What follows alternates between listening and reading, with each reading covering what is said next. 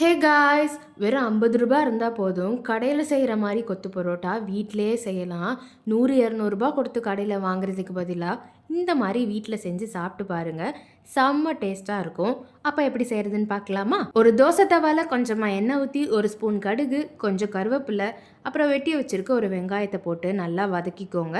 1 spoon இஞ்சி பூண்டு paste போட்டு, பச்சை வாசனை போற வர அதையும் நல்லா வதக்கிட்டு, ஒரு தக்காளிய கட் பண்ணி அதையும் நல்லா வதக்கிக்கோங்க. அப்புறம் தேவையான அளவு உப்பு போட்டு கொஞ்சம் கொத்தமல்லி இலை, வத்தல் பொடி, மஞ்சள் பொடி இதையும் போட்டு நல்லா வதக்கிக்கோங்க. அதுக்கப்புறமா ஒரு 2 முட்டை எடுத்துக்கோங்க. அதையும் இதில் உடச்சி ஊற்றி நல்லா கிண்டிட்டு, ஒரு 2 பரோட்டாவை சின்ன சின்னதாக பிச்சு அதையும் இதில் போட்டு நல்லா கிண்டி விடுங்க. நம்ம பரோட்டா வாங்குறப்போவே கூட சால்னா கொடுத்துருப்பாங்க.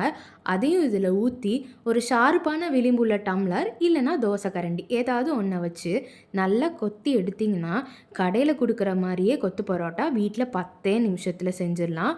கடைசியாக கொஞ்சம் கருவேப்பிலை, கொத்தமல்லி இலை போட்டு கிண்டி இறக்குனீங்கன்னா சூப்பரான கொத்து பரோட்டா ரெடி. பிடிச்சிருந்தா லைக் பண்ணி நம்ம பேஜை ஃபாலோ பண்ணிக்கோங்க.